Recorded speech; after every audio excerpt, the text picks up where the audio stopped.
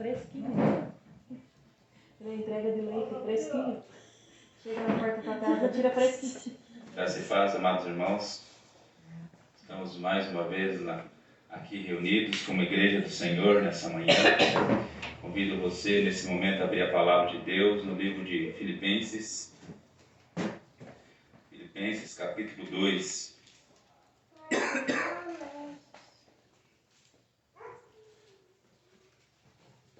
Filipenses capítulo 2.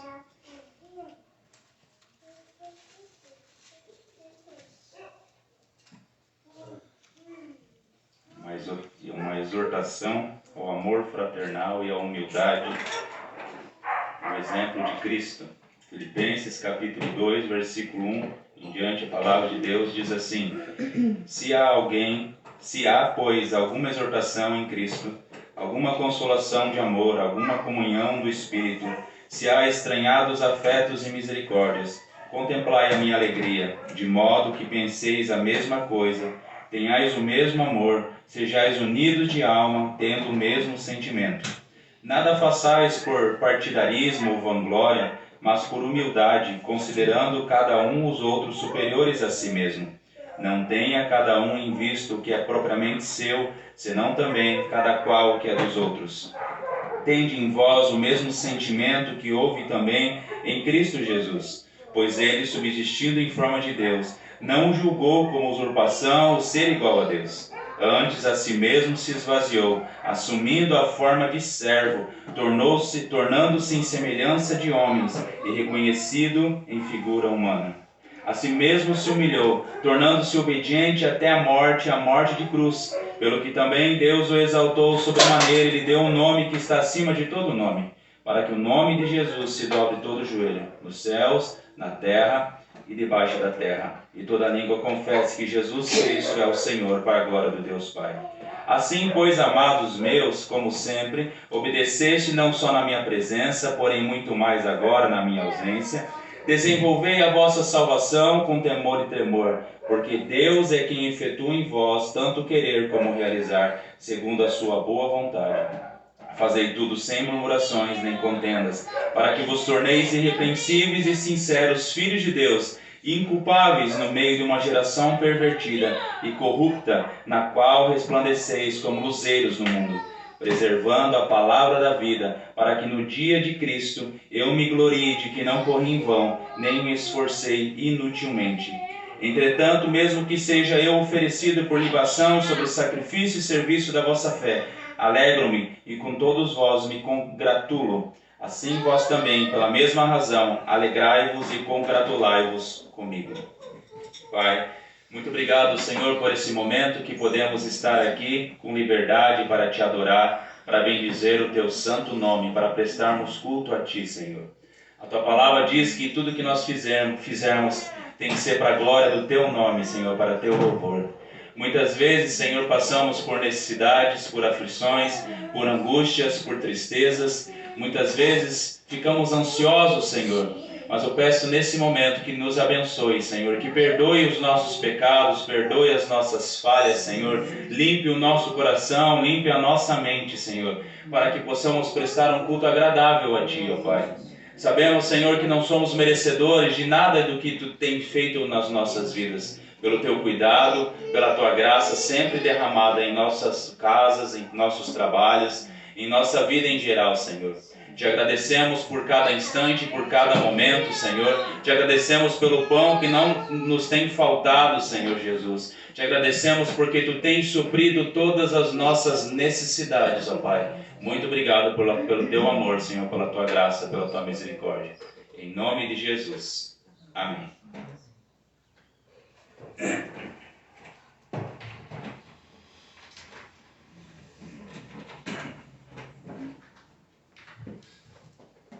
Bom dia, irmão. Fica fácil. Irmãos, livro de Tiago, capítulo 4.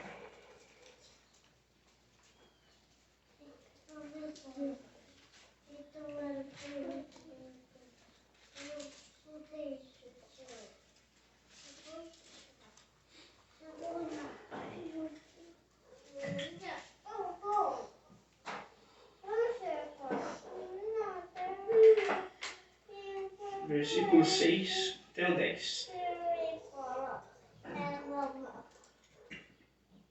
Antes ele dá maior graça, pelo que diz: Deus resiste aos soberbos, mas dá graça aos humildes. Sujeitai-vos, portanto, a Deus, mas resisti ao diabo, e ele fugirá de vós. Chegai-vos a Deus, e ele se chegará a vós outros. Purificai as mãos, pecadores, e vós que sois de ânimo dobre, limpai o coração. Afligi-vos, lamentai e chorai. Converta-se o vosso riso em pranto, e a vossa alegria em tristeza. Humilhai-vos na presença do Senhor, e ele vos exaltará. Irmãos, eu quero falar nessa manhã que devemos nos sujeitar a Deus e andar em conformidade com a sua palavra, vivendo o Evangelho com obediência, santidade, para que assim a gente consiga ter mais força nos caminhos do Senhor, que Ele venha nos fortalecer.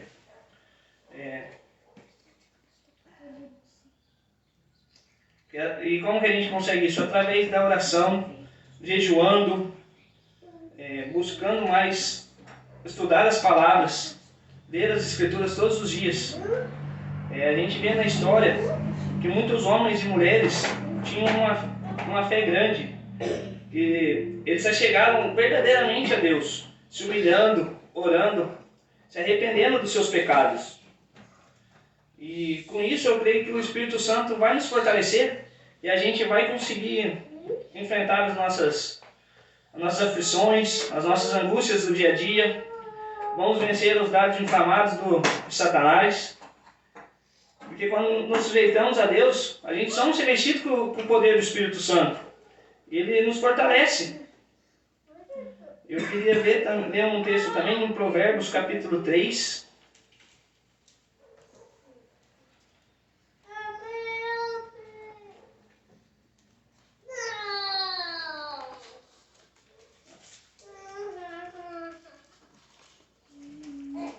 Versículo 34.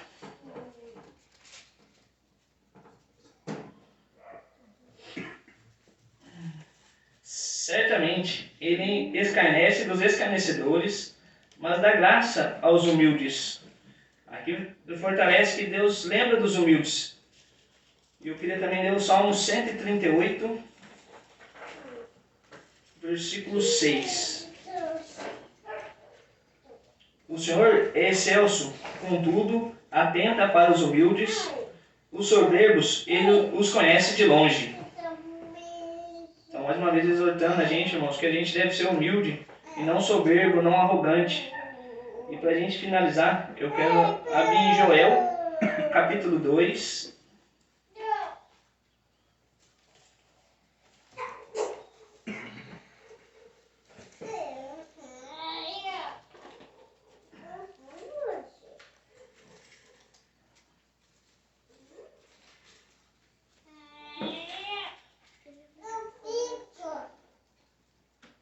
Versículo 12. Ainda assim, agora mesmo, diz o Senhor, convertei-vos a mim de todo o vosso coração, e isso com jejuns, com choro e com pranto. Rasgai o vosso coração e não as vossas vestes, e convertei-vos ao Senhor vosso Deus, porque Ele é misericordioso e compassivo, e tardio em irar-se e grande em benignidade, e se arrepende do mal. Meus irmãos, então queria pedir para nesse momento a gente venha em oração silenciosa, nos arrependermos dos nossos pecados, confessarmos tudo aquilo que está nos afligindo, para que o nosso Senhor possa nos estar perdoando, estar nos consolando.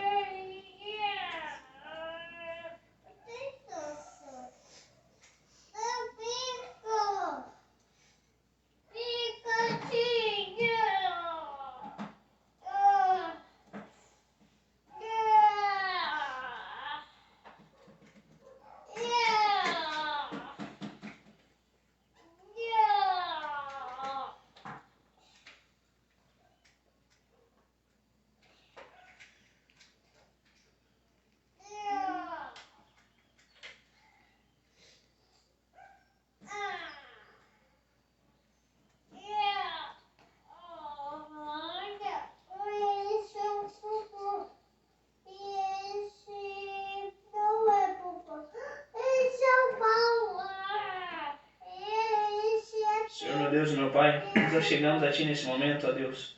Pai, nos arrependemos, ó Pai, e confessarmos nossos pecados, ó Pai, todas as coisas que vêm nos afligindo, ó Deus. O Senhor sabe de cada pedido, ó Pai, de cada confissão aqui entregue a Ti, ó Pai. Ó Senhor, nos perdoe, ó Pai. Renove as nossas forças, ó Deus. Porque nada poderíamos fazer por nossas próprias vontades, por nossas próprias mãos, ó Pai. Ó Senhor, é tudo pela graça do Senhor, ó Pai. Éramos miseráveis pecadores, ó Pai, condenados ao sofrimento eterno, ó Deus, com o derramamento da sua ira, ó Pai. Mas pela graça e morte de cruz do seu Filho Jesus, temos esperança na fé e na salvação eterna, ó Pai. Ó Senhor, obrigado por cada membro aqui presente, ó Pai. Ó Senhor, toque no coração daqueles que estão nos ouvindo hoje, ó Deus. Seja algum vizinho, alguém pela internet, ó Pai. Que se eles sentirem nos seus corações de estarem junto de nós, ó Pai. Que eles se acheguem até aqui, ó Pai. Ó Senhor, toque no coração deles, ó Pai. Ó Senhor, eu lhe agradeço pela vida do pastor Estevão, ó Deus, que o Senhor tem colocado na frente dessa igreja, ó Pai, fortalecendo, ó Pai, e sustentando ele e a sua família, Senhor. Ó Senhor, abençoe essa igreja também, ó Pai, que ela venha ser fruto das suas obras, ó Pai, não das nossas, ó Deus. Ó Senhor, que o Senhor venha ajudar essa igreja a continuar firme nas suas palavras, sendo uma igreja bíblica, ó Pai. Eu louvo a Deus por tudo, ó Pai. Em nome de Jesus, seja tudo feito conforme o teu querer e a tua vontade. Amém.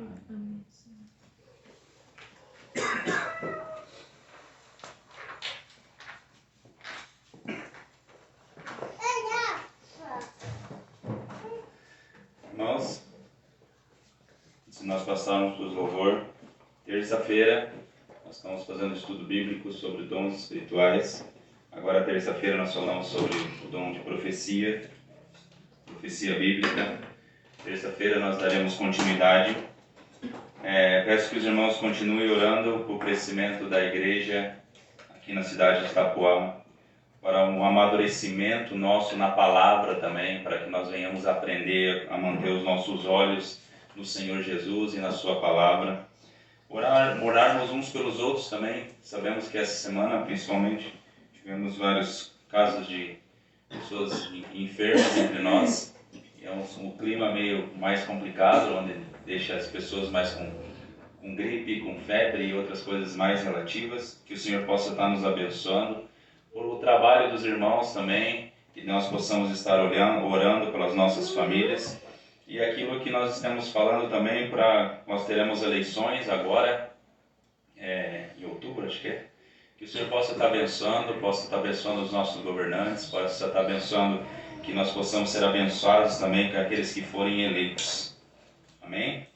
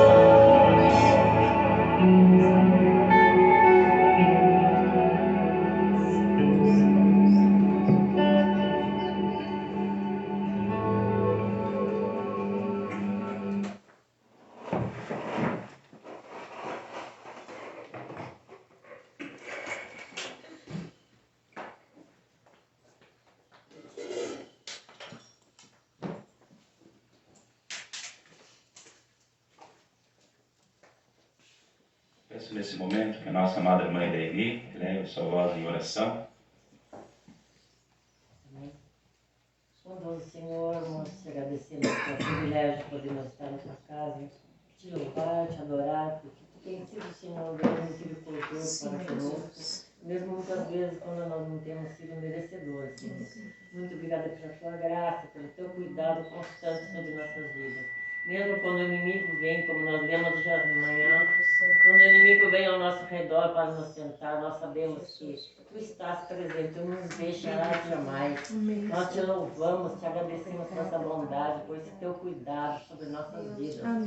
Esteja, Senhor Deus, olhando para esse culto, nossas vidas, abençoando a cada um que aqui está hoje amanhã. Venha falar conosco conforme a tua vontade, tua palavra seja rema para nossas vidas, que nós possamos entender aquilo que tu tens preparado para nós viver de acordo com como tu queres.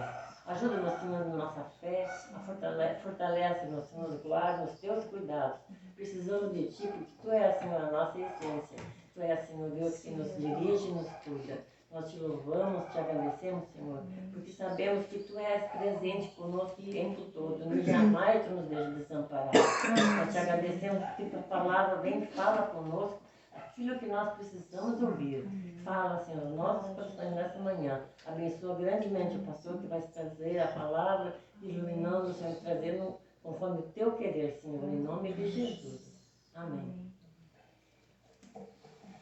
Convido você a abrir a palavra de Deus no livro de Mateus, capítulo 13, versículo 24 até o versículo 30, depois do versículo 36 até o versículo 43. A parábola do joio. Minha Bíblia, o Mateus já abre sozinho já.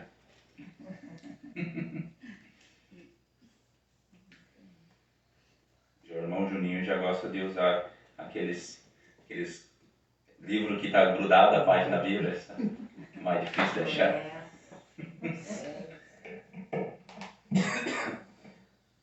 Mateus capítulo 13, versículo 24 até o versículo 30. Primeiro, a palavra de Deus diz assim: outra parábola lhes propôs, dizendo: o reino dos céus é semelhante a um homem que semeou boa semente no seu campo, mas enquanto os homens dormiam, veio o inimigo dele, semeou o joio no meio do trigo e retirou-se. E quando a erva cresceu e produziu fruto, apareceu também o joio. Então, vindo os servos, o dono da casa lhe disseram: Senhor, não semeaste boa semente no teu campo? De onde vem, pois, o joio? Ele, porém, lhes respondeu: um inimigo fez isso. Mas os servos lhe perguntaram: queres que vamos e arranquemos o joio? Não, replicou ele, para que ao separar o joio não arranqueis também com ele o trigo. Deixai-os crescer juntos até a colheita, e no tempo da colheita direi aos ceifeiros: ajuntai primeiro o joio, atai-o em feixes para ser queimado, mas o trigo recolhei-o no meu celeiro. Agora versículo 36 até o versículo 43. Diz assim: então, despedindo as multidões, foi Jesus para casa. E chegando-se a ele os seus discípulos, disseram: explica-nos a parábola do joio do campo. E ele respondeu: o que semeia a boa semente é o Filho do Homem. O campo é o mundo, a boa semente são os filhos do reino, o joio são os filhos do maligno. O inimigo que o semeou é o diabo, a ceifa é a consumação dos séculos, os ceifeiros são os anjos. Pois assim como o joio é colhido e lançado ao fogo, assim será na consumação do século. Mandará o Filho do Homem e os seus anjos, que ajuntarão do seu reino todos os seus escândalos e os que praticam a iniquidade, e os lançarão na fornalha acesa, ali haverá choro e ranger de dentes. Então os justos resplandecerão como o sol no reino de seu Pai. Quem tem ouvidos para ouvir, ouça. Irmãos, temos aprendido a olhar e estudar a palavra tendo em vista Cristo. Nessa manhã nós vamos falar sobre aquilo que Jesus está nos falando.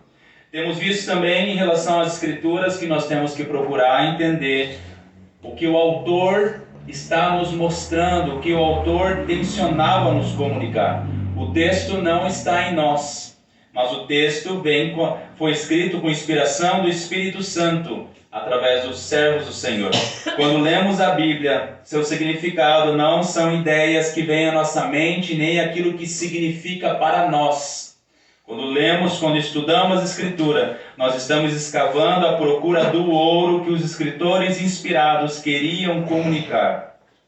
Então não estamos criando o significado, mas estamos procurando esse significado. Mateus terminou o capítulo 12, nos mostrando os sinais do governo de Cristo e suas oposições. E agora nós chegamos no capítulo 13, que é o terceiro discurso de Jesus. E essa parábola encontra-se apenas em Mateus.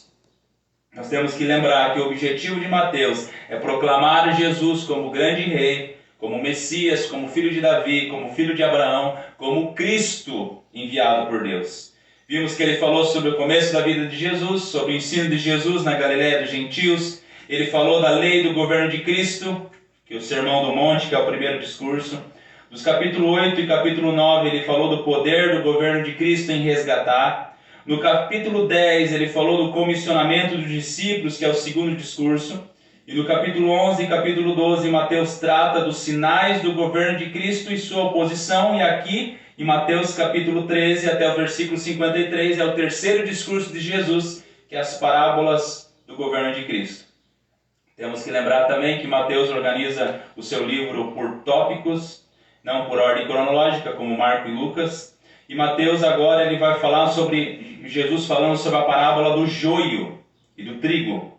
Então vamos continuar olhando com os olhos de Mateus para o grande rei. E agora somos conduzidos a esta parábola. Esta é uma daqueles em que Jesus vai nos ensinar acerca do reino dos céus, acerca do reino de Deus. É importante nós observarmos que o contexto de Mateus capítulo 13, versículo 24 até o 30, mostra Jesus falando às multidões. Lembra que anteriormente, no versículo 1, fala que ele estava sentado à beira-mar e grandes multidões se chegaram a ele, então ele entrou num barco. É uma grande possibilidade de ele estar continuando nesse local aqui falando com as multidões. Mas logo depois, em relação à explicação da parábola, o nosso texto nos mostra que ele foi para casa e explicou a parábola em privado apenas para os seus discípulos. Isso nos destaca a importância do entendimento espiritual profundo, que nem sempre é acessível a todos. Como nós vimos anteriormente, que o objetivo de Jesus ao falar em parábolas não era apenas ensinar, mas também ocultar certas verdades. O propósito das parábolas era tanto revelar quanto ocultar. Nós vemos que os eleitos de Deus, os discípulos de Jesus, as parábolas são instrumentos de revelação, permitindo-lhe entender os mistérios do reino de Deus. Mas para aqueles que não são eleitos, para impenitentes, para aqueles que não são filhos de Deus, as parábolas servem para ocultar essas mesmas verdades, endurecendo ainda mais o coração dos incrédulos. Vamos ao primeiro ponto, o reino dos céus. Versículo 24 nos mostra o semeador e a boa semente. Veja que está escrito assim: outra parábola lhe propôs, dizendo: o reino dos céus é semelhante a um homem que semeou boa semente no seu campo.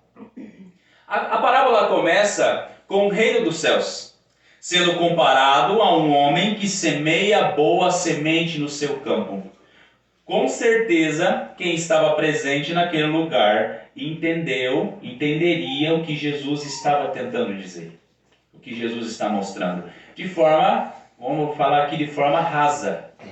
Jesus estava mostrando algumas verdades que nós falamos anteriormente, que apenas os seus discípulos, que apenas aqueles filhos de Deus entenderiam de forma profunda.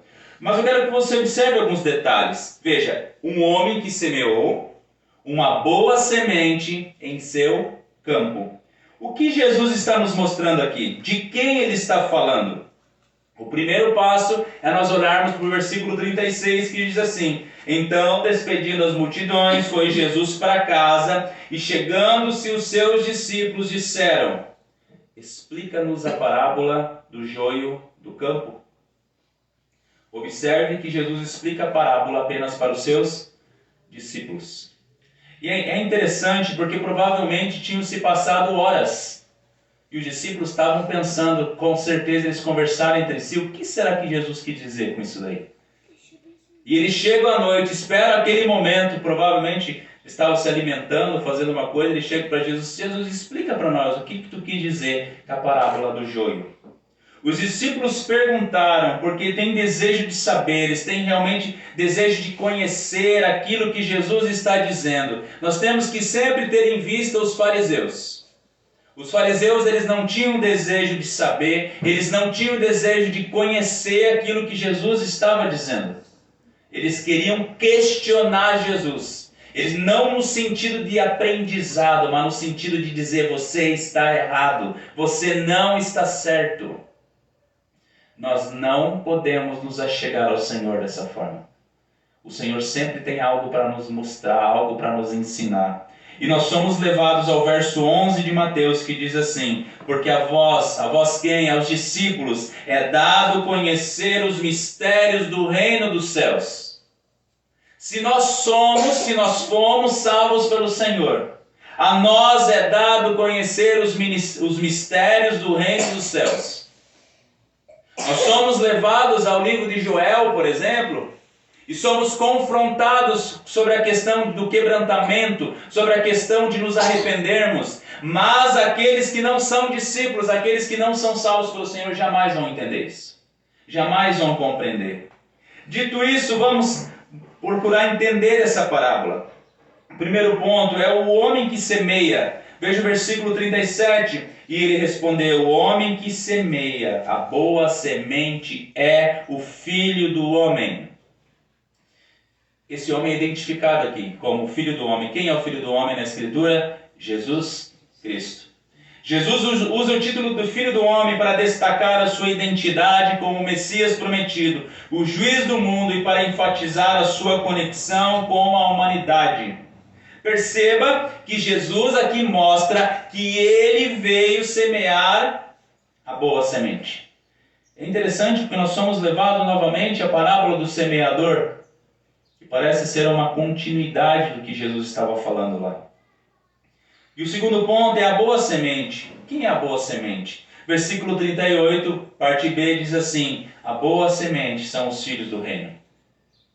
Observe que nós temos novamente a imagem do semeador, que plantou a boa semente do Evangelho, e esta germina, criando uma nova humanidade regenerada, que é chamada os filhos do reino, os filhos de Deus. A boa semente aqui, irmão, simboliza o Evangelho puro e os seus efeitos nos corações dos eleitos. É interessante que Pedro aprendeu direitinho, porque em 1 Pedro 1,23 ele escreveu assim, pois fostes regenerados, não de semente corruptível, mas de incorruptível, mediante a palavra de Deus, a qual vive e é permanente.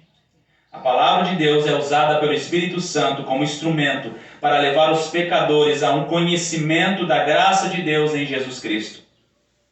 Tiago também, o irmão de Jesus, ele escreveu no versículo 18, Tiago 1,18 assim, pois segundo o seu querer, ele nos gerou pela palavra da verdade, para que fôssemos como as que primícias das suas criaturas.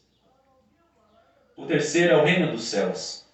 Veja, o versículo 24, ele começa dizendo assim, o reino dos céus é semelhante. Observe que o reino dos céus, ou o reino de Deus, embora presente desde a primeira vinda de Cristo, ainda não é plenamente manifesto. Como nós falamos, nós olhamos para o mundo e não vemos o reinado do Senhor de forma total. Nós olhamos para o mundo, nós olhamos para as coisas que estão acontecendo à nossa volta. O que nós vemos? Corrupção, injustiça, violência, maldade. Mas o reino de Deus ele foi plantado no mundo de maneira humilde. O seu poder está sendo revelado em seu tempo. E os filhos do reino, os filhos de Deus, crescerão para a glória final.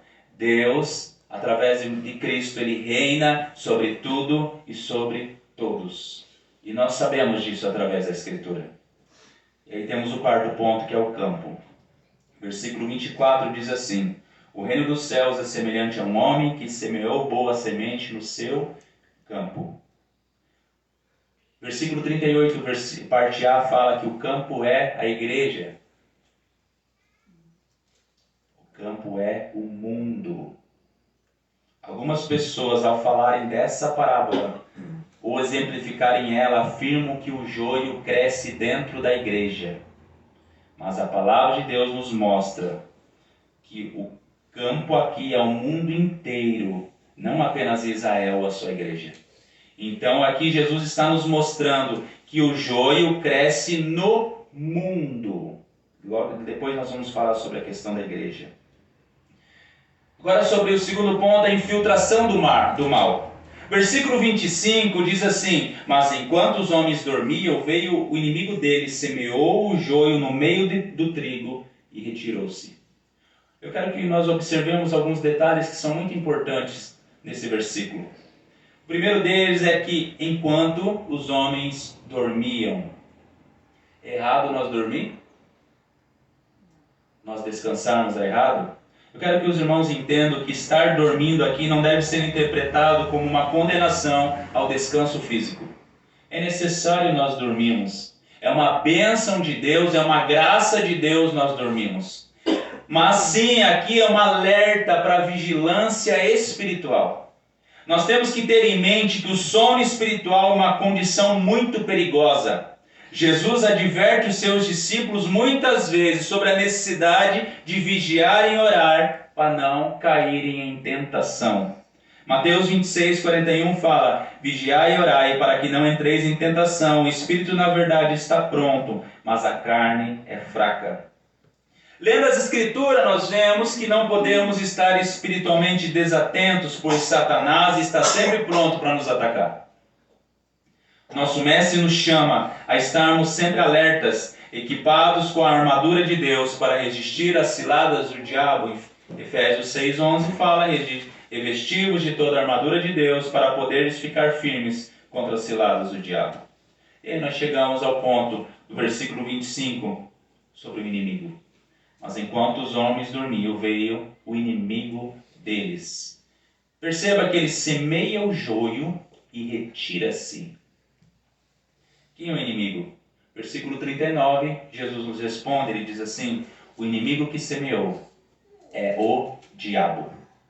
Aqui nos é apresentado o inimigo. E esta ação sorrateira, ela ilustra o trabalho contínuo de Satanás e seus agentes de tentar corromper o que Deus está fazendo no mundo. Aqui nós vemos, enquanto os servos dormem, o inimigo age. E é muito importante nós compreendermos sobre isso. O trabalho de Satanás é furtivo, dissimulado, espalhando sementes de destruição em meio à boa semente.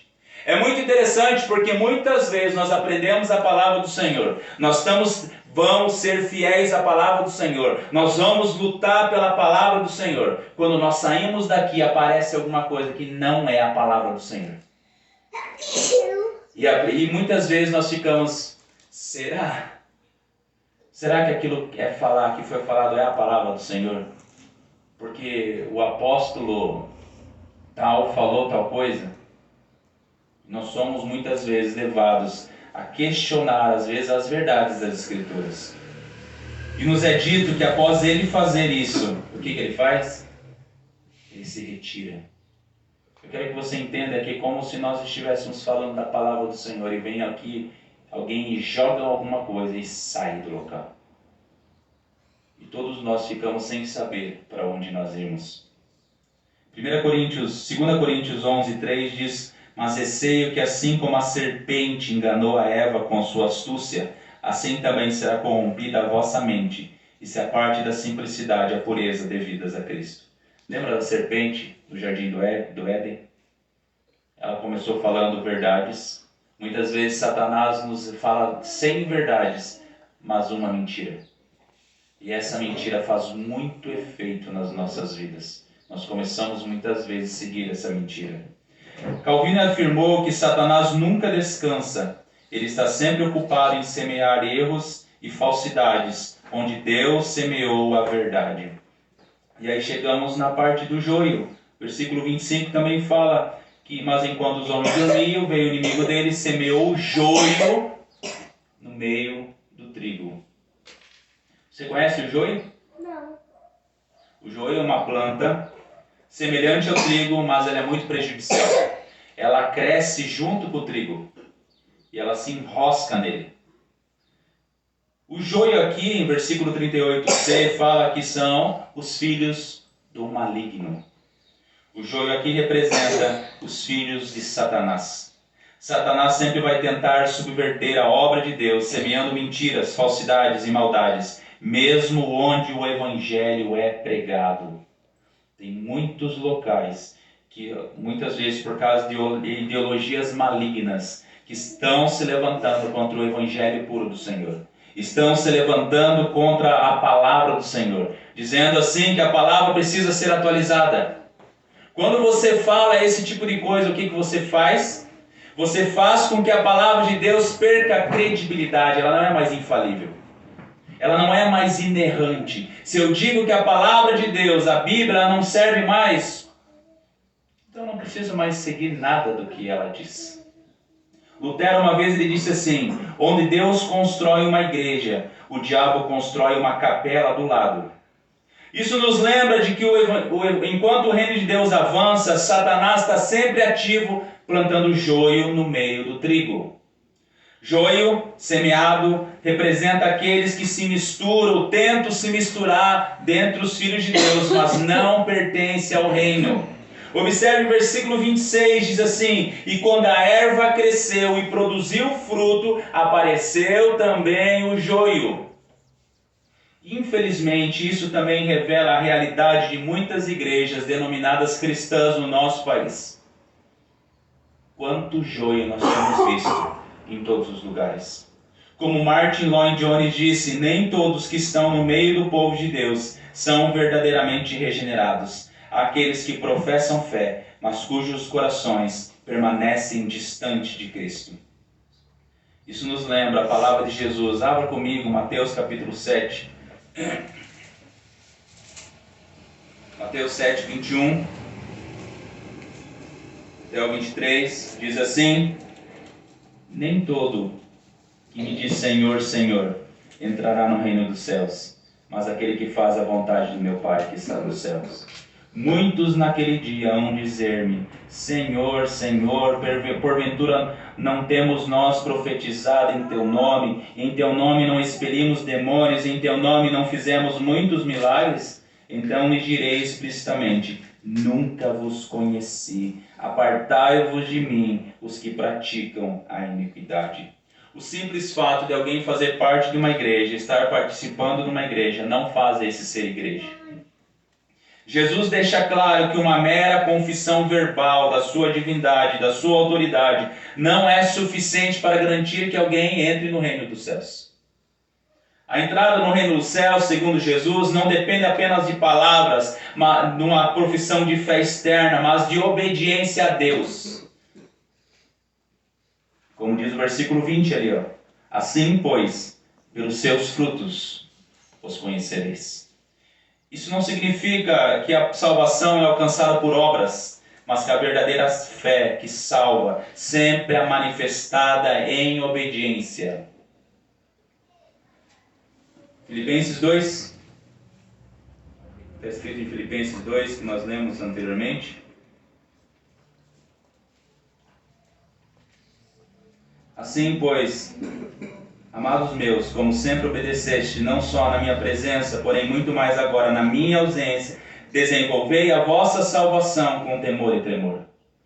E no versículo 13, porque Deus é quem efetua em vós tanto querer como realizar, segundo a sua boa vontade. Esse realizar, esse querer, essa obediência é característica do Senhor agindo nas nossas vidas, do Espírito Santo agindo em nós. Como Tiago 2,17 nos ensina, a fé, se não tiver obras, está morta em si mesmo. Eu quero que você entenda que a obediência à vontade de Deus não salva, mas ela é uma evidência da fé autêntica. Se nós não obedecermos ao Senhor, é porque nós não fomos salvos por Ele e o Espírito Santo não habita em nós. Esse é um ensino claro da Escritura. E aí chegamos num dos itens mais interessantes do nosso texto, que é sobre a paciência de Deus. Versículo 27, veja o questionamento. Então, vindo os servos do dono da casa, lhe disseram: Senhor, não semeaste boa semente no teu campo? De onde vem, pois, o joio? Os servos aqui não foram identificados, mas eles têm uma função muito importante. A função deles na parábola é tirar a informação do dono, do servo, do senhor daquele local. Mas observando o texto, nós podemos afirmar que esses representam aqueles que observam o estado do mundo, da igreja visível, e ficam perplexos ao ver a presença do mal, onde se esperava encontrar apenas o bem. Uma das perguntas mais difíceis, que causa uma tensão totalmente teológica e importante, é como o mal pode coexistir com o bem em um mundo criado por um Deus soberano e totalmente bom. Como pode haver mal num mundo criado por um Deus totalmente bom e totalmente soberano? Nesse ponto nós podemos aprender que Deus é absolutamente soberano sobre todas as coisas. Mas Ele não é o autor do mal. Mas Ele permite que o mal exista. Ele usa isso para os seus propósitos soberanos. Tudo que acontece tem um propósito soberano. Nesse contexto, a presença do joio no campo não é uma falha do plano de Deus, mas parte da sua permissão e do seu controle providencial. Faz parte da sua vontade que isso aconteça. A perplexidade dos servos reflete a nossa própria limitação humana em compreender completamente os mistérios do plano divino. Nós não conseguimos compreender muitas vezes o que Deus está fazendo. Quantas vezes nós fazemos planos para as nossas vidas, para a nossa cidade, para o nosso estado, para a nossa nação, e eles não se concretizam. E muitas pessoas acham que Deus falhou. Mas nós sabemos que Deus tem os seus mistérios. Nós não conseguimos compreender completamente a vontade do Senhor. R.C. Sproul afirmou que ainda que o mal seja real e doloroso, ele nunca escapa ao controle soberano de Deus. O mal, em última análise, serve aos propósitos de Deus. Outro ponto aqui importante é a palavra Kyrios, que é Senhor. Nós entendemos esse Senhor no teu campo quando observamos o versículo 24, porque ele diz assim: é semelhante a um homem que semeou. Quem que é esse homem? O Filho do Homem. A boa semente no seu campo. O reino é de Cristo. Cristo reina. O Senhor é rei sobre toda a terra. O Senhor é dono de toda a terra. Olha o nosso verso 27. Então, vindo os servos do dono da casa, lhe disseram: Senhor, quem que é o Senhor? O semeador, o Filho do Homem. Não semeaste boa semente no teu campo? De onde vem, pois, o joio? E aí chegamos ao versículo 28, que traz uma pergunta: a colheita agora? Ele, porém, lhe respondeu: o inimigo fez isso, mas o servo lhe perguntava: queres que vamos e arranquemos o joio? O inimigo aqui mencionado é Satanás, que age para corromper a palavra de Deus. Mas a pergunta aqui, o destaque aqui é sobre a pergunta dos servos: queres que nós vamos lá e resolvemos agora o problema?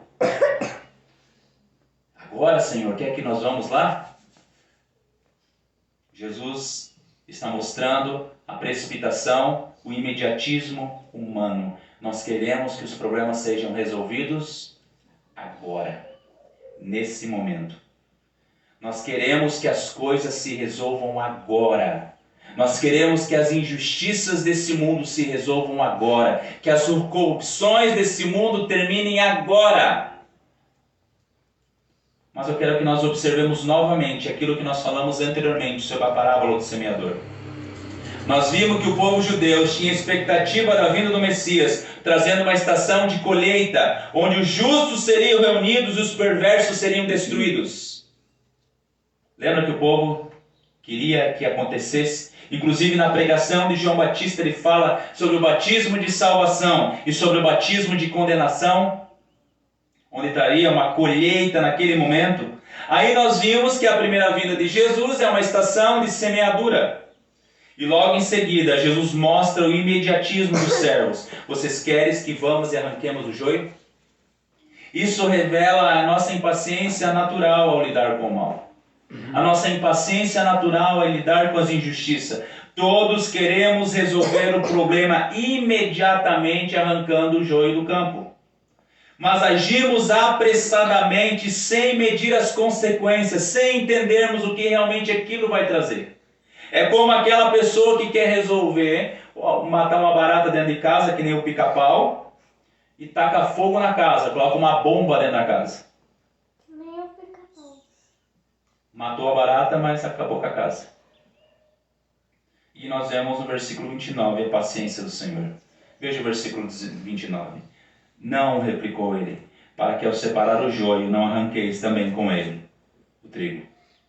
Observe que há detalhes muito importantes que os servos não se atentaram. Com a sua precipitação, com o seu imediatismo. O Senhor do campo, ele responde negativamente para que o trigo não seja arrancado junto com o joio. A colheita tem um tempo correto, tem um tempo certo. Isso é muito importante nós entendermos.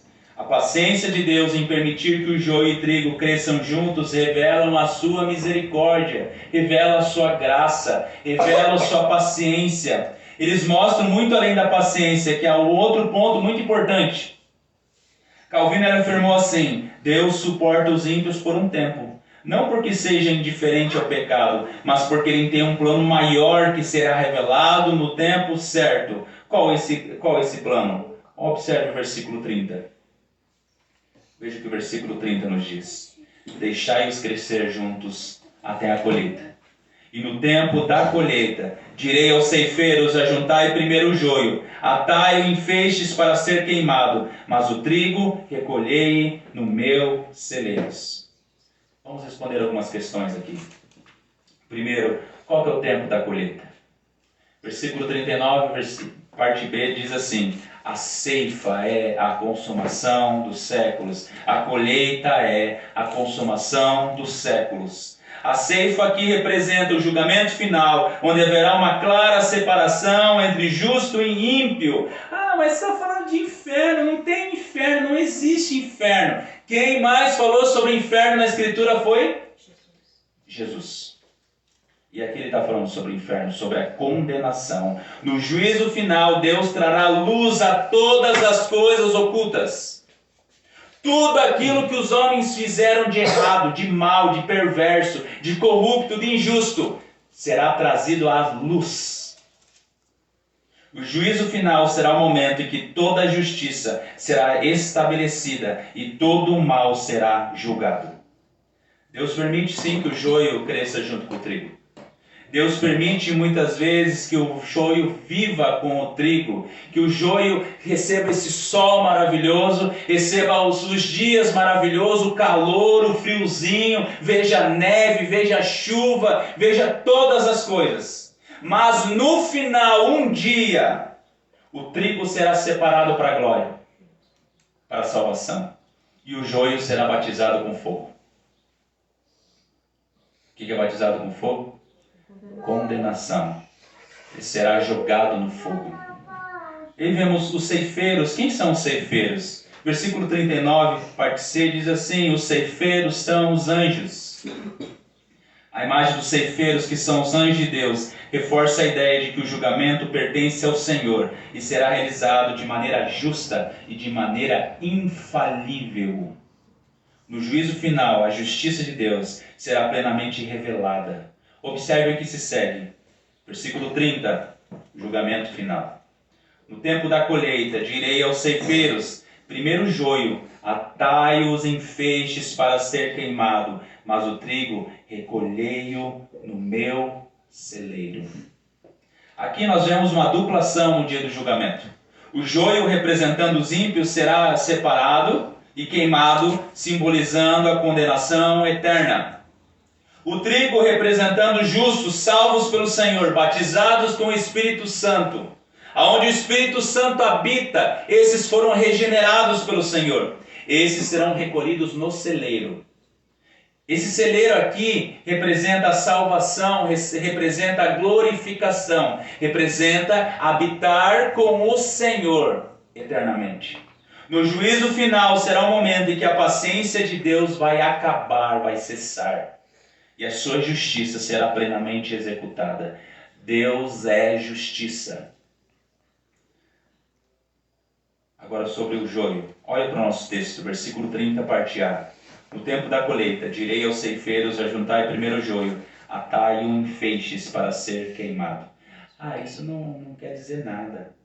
Jesus vai falar uma coisa mais leve sobre isso. Agora olha o versículo 40 até o versículo 42. Pois assim como o joio é colhido e lançado ao fogo, assim será na consumação do século. Mandará o Filho do Homem os seus anjos, que ajuntarão do seu reino todos os escândalos e os que praticam a iniquidade, e os lançarão na fornalha acesa. Ali haverá choro e ranger de dentes. Ajuntarão todos os do reino, todos os escândalos, e a todos aqueles que praticam a iniquidade. Todos aqueles que praticam os pecados, todos os corruptos do mundo, todos os ímpios do mundo, todas as pessoas que cometem iniquidade serão lançadas numa fornalha acesa. E ali haverá choro e ranger de dentes. O fogo que consome o joio é uma representação da justa ira de Deus contra o pecado e contra o pecador. O joio será atado em feixes e queimado, representando o destino dos ímpios. Convido você a abrir a palavra de Deus no livro de 2 Tessalonicenses, capítulo 1, versículo 3.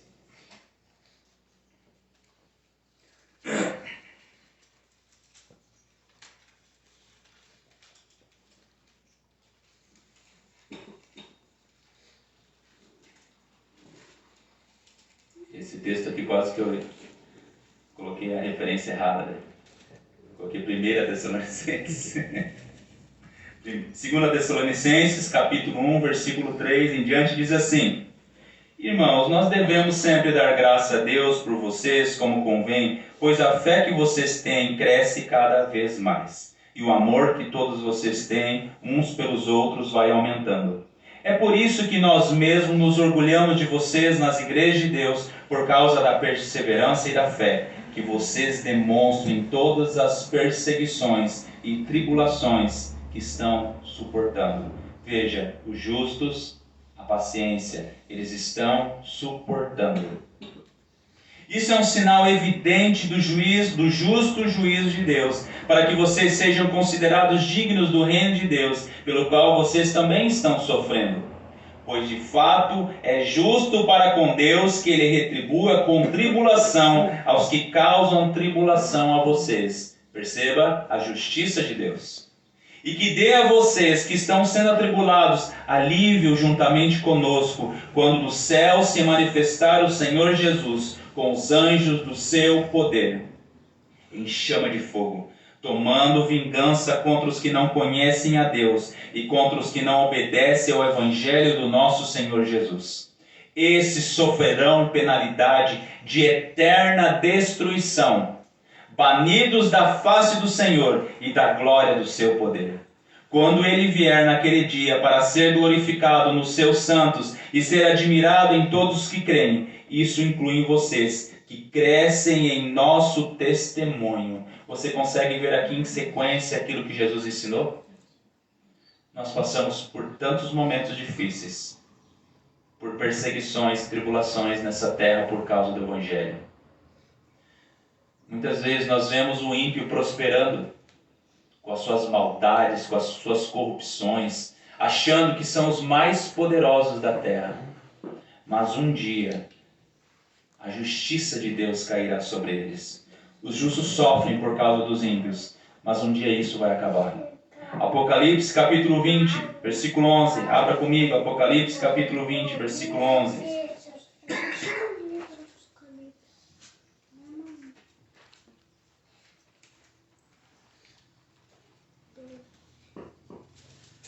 Apocalipse 20, versículo 11 até o versículo 15, diz assim: Vi também os mortos, os grandes e os pequenos, que estavam em pé diante do trono. E então foram abertos os livros. Ainda outro livro, o livro da vida, foi aberto. E os mortos foram julgados segundo as suas obras, conforme o que estava escrito nos livros. O mar entregou os mortos que nele estavam, a morte e o inferno entregaram os mortos que neles haviam, e foram julgados um por um, segundo as suas obras. Então a morte e o inferno foram lançados no lago de fogo. Esta é a segunda morte, o lago de fogo. E se alguém não for achado escrito no livro da vida, este foi lançado no lago de fogo. Agora vamos falar sobre o trigo. Mateus 13, versículo 30, parte B, diz assim: mas o trigo recolhei no meu celeiro. O joio foi atado em feixes e lançado no fogo. Por outro lado, o trigo é recolhido no celeiro. Essa imagem ela ilustra o cuidado e a proteção final de Deus para com o seu povo. John Owen afirmou que os justos podem confiar que no final serão recebidos nos braços eternos de Deus, onde não haverá mais dor, não haverá mais sofrimento, não haverá mais pecado. Se você assistir alguns vídeos da Portas Abertas em relação à perseguição em outros países, você vai ver o quanto que isso é dolorido, o quanto que é sofrido, o quanto que essas pessoas sofrem por amor ao Senhor, por causa do Evangelho. Governos mandam destruir as suas casas, matar os seus filhos, matar o seu marido, e essas pessoas continuam servindo ao Senhor, não negam ao Senhor. E há um descanso, é isso que a palavra de Deus está dizendo. Veja o versículo 43, diz assim: então os justos resplandecerão como o sol no reino do seu Pai. Um dia nós seremos recebidos nos braços do Senhor. A temível doutrina da punição eterna, embora seja assombrosa, garante ao povo de Deus, aos perseguidos cristãos, a justiça perfeita e final. Jesus nos ensina a não tomarmos vingança pessoal em relação às atrocidades, em relação às injustiças que sofremos por causa do Evangelho, mas em vez disso, nós devemos nos entregar a Deus, que julga retamente todas as coisas. Pedro entendeu direitinho isso. 1 Pedro 2, 21 ao 23 diz assim: porque para isso mesmo vocês foram chamados, pois também Cristo sofreu no lugar de vocês, deixando exemplo para que vocês sigam os seus passos. Ele não cometeu pecado, nem foi encontrado engano em sua boca, pois ele, quando insultado, não revidava com insultos, quando maltratado, não fazia ameaças, mas se entregava àquele que julga retamente. Para alguém que está vivendo numa mansão, isso aqui é fácil. Mas se nós olharmos a história de Pedro e dos apóstolos, nós sabemos o quanto que eles sofreram por causa do Evangelho, o quanto que eles foram perseguidos por causa do Evangelho. E ele fala aqui que nós devemos nos entregar àquele que julga retamente. Descansarmos no Senhor. Eu trouxe algumas aplicações práticas para as nossas vidas. A primeira delas é o discernimento espiritual e a vigilância. A parábola nos ensina a igreja de Jesus a estar consciente da presença do mal no mundo. E até mesmo dentro de igrejas que se denominam cristãs. Assim como o joio foi semeado entre o trigo, enquanto os homens dormiam, o inimigo Satanás busca infiltrar o erro e a falsidade nas igrejas. Nós devemos estar sempre atentos, vigilantes, tendo discernimento entre a verdade e o erro. Nós devemos estar firmados na verdade do Senhor. Isso implica em nos manter com os nossos olhos na Escritura, olhando sempre para Cristo, o autor e consumador da nossa fé. 1 João 4,1 fala assim: amados, não deem créditos a qualquer espírito, mas provem os espíritos para ver se procedem de Deus, porque muitos falsos profetas têm saído mundo afora. Mesmo que seja difícil, meus irmãos, e nós compreendermos algumas verdades, nós precisamos descansar nas verdades do Senhor. O segundo é a paciência e a longanimidade. Jesus instruiu a deixar o trigo e o joio crescerem juntos até o tempo da ceifa. Isso ensina a igreja sobre a paciência e a longanimidade de Deus em lidar com o mal. Nós devemos aprender a viver em um mundo mau, vivendo de forma justa com princípios bíblicos, de forma que Deus seja engrandecido com as nossas vidas. Tiago 5, 7 a 8 nos exorta: portanto, irmãos, sejam pacientes até a vinda do Senhor. Eis que o lavrador aguarda com paciência o precioso fruto da terra, até receber as primeiras e as últimas chuvas. Sejam também vocês pacientes e fortaleçam o seu coração, pois a vinda do Senhor está próxima. O terceiro é a esperança no juízo final. A promessa de Jesus é que no final haverá separação entre o joio e o trigo. E o justo será recompensado, enquanto o ímpio será punido. Nós devemos viver com esperança no juízo final e na justiça de Deus. Nós estamos ansiosos pela vinda do Senhor. Isso deve nos trazer conforto, descanso em tempos de perseguições, em tempos de dificuldades, em tempos de injustiça, em tempos de instabilidades. Sabendo que o nosso Rei é eterno e Ele é a justiça. Como Pedro nos disse em 2 Pedro 3,13, nós, porém, segundo a promessa de Deus, esperamos novos céus e nova terra, nos quais habita a justiça. Em quarto lugar, a missão e o evangelismo. Embora o joio esteja presente, nós não devemos perder de vista a missão nossa de pregar o evangelho e alcançar os perdidos. Nós temos uma promessa na Escritura que Deus salva pessoas. Deus salva, Deus restaura pessoas. Nós vemos também que a paciência de Deus em não arrancar o joio imediatamente reflete a sua paciência, a sua graça, a sua misericórdia, em dar tempo para o arrependimento de muitas dessas pessoas. Nós devemos ver esse tempo como uma oportunidade para nós evangelizarmos. Enquanto há tempo, nós devemos proclamar o Evangelho com urgência, sabendo que o dia da ceifa, o dia do julgamento se aproxima. 2 Coríntios 6,2 diz assim: porque ele diz, no tempo aceitável escutei você, e no dia da salvação eu o socorri. Eis agora o tempo oportuno, eis agora o dia da salvação. Em quinto lugar, a confiança na soberania de Deus. A parábola mostra que, embora o inimigo tente corromper a obra de Deus, o controle total pertence ao Senhor. Muitas vezes nós não conseguimos ver isso, mas Deus controla todas as coisas. Até o cair de um fio de nosso cabelo é controlado pelo Senhor. Até cair um pássaro de uma árvore é controlado pelo Senhor. É Ele quem determina tudo o que vai acontecer. É Ele que determina o tempo da colheita e a separação final. Nós devemos confiar na soberania de Deus sobre todas as coisas, incluindo o mal que acontece no nosso mundo. Mesmo em tempo de injustiças e adversidades, sabemos que Deus está no controle e guiará a história para o seu fim justo. Romanos 8,28 afirma que sabemos que todas as coisas cooperam para o bem daqueles que amam a Deus, daqueles que são chamados segundo o seu propósito. Isso não significa que tudo vai dar certo conforme nós desejamos, mas que a vontade de Deus vai ser realizada em nossas vidas. Sexto lugar, a santificação e o testemunho. Enquanto aguardamos o julgamento final, a igreja é chamada a viver de maneira santa e de maneira irrepreensível. O trigo que representa os justos deve crescer de forma distinta do joio, mostrando o fruto do Espírito.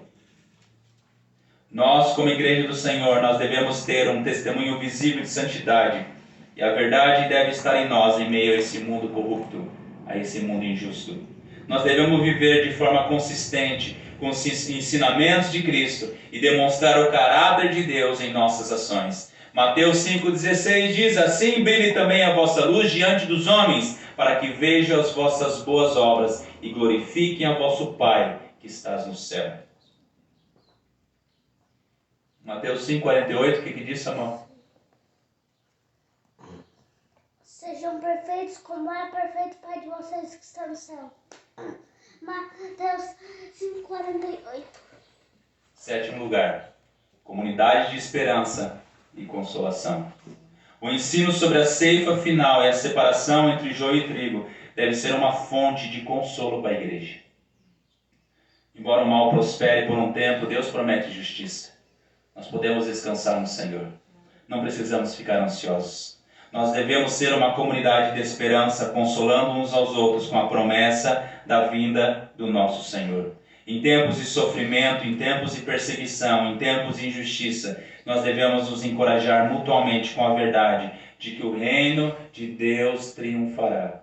1 Tessalonicenses 4,18 nos exorta: portanto, console-se uns aos outros com estas palavras. E para nós concluirmos, irmãos, muitos estudiosos tratam essa parábola como se ela houvesse dentro de uma igreja. Houvesse uma igreja cheia de problemas, de pessoas problemáticas e até mesmo apóstatas. Eles afirmam que essa parábola, ela diz que a igreja não deve ser pura. Nós devemos deixar com que as coisas aconteçam, que as pessoas sigam os caminhos que desejarem e continuem fazendo parte da igreja do Senhor. É isso que a parábola diz? É um grande erro nós afirmarmos isso. A parábola, ela trata do mundo. Em nenhuma passagem de Mateus o reino transforma-se em igreja. A parábola não trata de maneira alguma a condição da igreja, mas explica como o reino pode estar presente no mundo, embora ainda não tenha extirpado toda a oposição. A parábola lida com expectativa escatológica, não com a deteriorização eclesiológica. Não trata sobre a deteriorização das igrejas. Nós não podemos dizer que no nosso meio tem joio. Nós não podemos permitir que o joio cresça no nosso meio. A parábola do joio e sua explicação revelam verdades profundas sobre o reino de Deus. Não há como justificar uma igreja cheia de problemas. Mateus 18 nos ensina sobre a disciplina eclesiástica que deve ser feita na igreja. 1 Coríntios, 2 Coríntios foi escrito para tratar de problemas relacionados dentro da igreja. Se alguém não faz parte da família de Deus, se alguém não se porta como família do Senhor, como trigo, esse deve ser extirpado no meio de nós. Isso que a Escritura nos diz. Mas a parábola do joio nos ensina muitas coisas em relação a esse mundo. Nós vemos que, embora o mal esteja presente no mundo, Deus é soberano e age com paciência, permitindo que o bem e o mal coexistam até o tempo do julgamento final. Como discípulos de Cristo, nós devemos viver com discernimento e esperança, confiando na justiça de Deus, que será plenamente revelada até o dia do Senhor.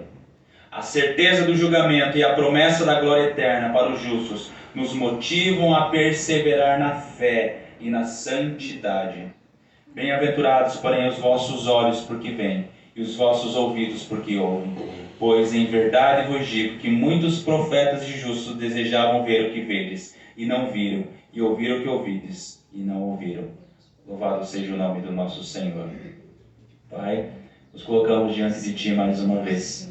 Pedimos perdão, Senhor, pelos nossos pecados, pelas nossas falhas, por aquilo que temos feito, Senhor, que não Te agrada. Pedimos perdão por muitas vezes andarmos ansiosos por algumas coisas, Senhor. Pedimos perdão, Senhor Jesus, porque muitas vezes não descansamos, por não descansarmos em Ti, Senhor. Tenha misericórdia das nossas vidas. Tenha misericórdia dos nossos familiares, Senhor. Tenha misericórdia dessa igreja aqui na cidade de Itapoá, Senhor. Que o Teu reino venha prosperar na nossa cidade, Senhor Jesus Cristo. Que Ele seja visível para as pessoas nessa cidade, Senhor. Abençoa, Senhor, aqueles de nós que se encontram enfermos, Senhor Jesus Cristo. Em especial, Senhor, a irmã Paula, Senhor, a Laura, Senhor Jesus Cristo, a Melissa, o Mateus, Senhor Jesus, que não puderam estar hoje, Senhor, a irmã Miriam, Senhor Jesus Cristo. Colocamos diante de Ti os nossos familiares também, Senhor Jesus, que eles possam ser encontrados por Ti, ó Pai. Eu Te glorifico e Te exalto, Senhor, por todas as coisas. Que venhamos ter um coração, Senhor, humilde, Senhor. Que venhamos, Senhor Jesus Cristo, ser libertos de todas as ideologias desse mundo, Senhor, que tentam nos corromper, Senhor. O joio que muitas vezes tenta nascer, Senhor, dentro da nossa igreja, que muitas vezes tenta nascer dentro do nosso coração, Senhor. Que venha ser retirado nesse momento, Pai. Nós Te agradecemos e nós Te agradecemos, Senhor, de nosso coração. Em nome de Jesus. Amém. Peço que a irmã Rosane faça a oração final.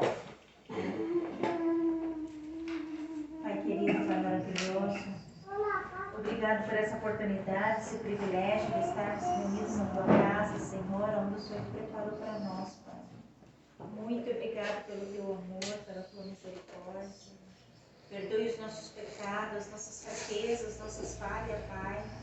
Tem sido tão maravilhoso para conosco, com todas as nossas imperfeições, mas o Senhor tem estado conosco, tem nos guardado, nos livrado, nos sustentado. E eu te louvo, Senhor, pela tua palavra que tem falado aos nossos corações. Todos os dias o Senhor tem nos alertado, Senhor. O Senhor não tem nos deixado nos acomodar, mas que o Senhor tem nos despertado cada vez mais para estar vigilantes, Pai querido. Muito obrigado pela tua palavra. Obrigado por este momento onde tiramos para estar na tua presença, Pai. Receba a nossa adoração, nosso louvor, a nossa gratidão, Pai, porque tu tens sido maravilhoso para conosco. Muito obrigada, Pai. Abençoa a vida do teu servo ao decorrer dessa semana, sustentando ele, guardando, livrando de todo o mal, abençoando a sua família, seu trabalho, abençoando tudo que ele fizer nessa semana. Abençoa cada família representada aqui, Senhor. Tu conheces os nossos parentes, os nossos familiares, Pai. Alcança, Pai, com a salvação, com a libertação, no nome de Jesus Cristo, Filho de Deus. Alcança a vida da minha mãe também, onde ela se encontra nessa hora, Pai. Eu creio que o Senhor pode operar um milagre nas vistas dela, Senhor. Eu creio e coloco ela diante de Ti, estou confiante. Em nome de Jesus Cristo, Filho de Deus. Te louvo pela vida da irmã Eleni, que está conosco nesta manhã, Senhor. Continua com a Tua graça, com a Tua bênção sobre ela, alcançando também a vida da Viviane, Pai, onde ela se encontra com as suas filhas. Usa ela naquele lugar para a glória do Teu nome, Senhor. Em nome de Jesus Cristo, Filho de Deus. Alcança a Florinda, Pai. Dê a Tua bênção sobre ela, sobre a irmã Mira, irmã Elza. Em nome de Jesus Cristo, Filho de Deus. Amém, Jesus.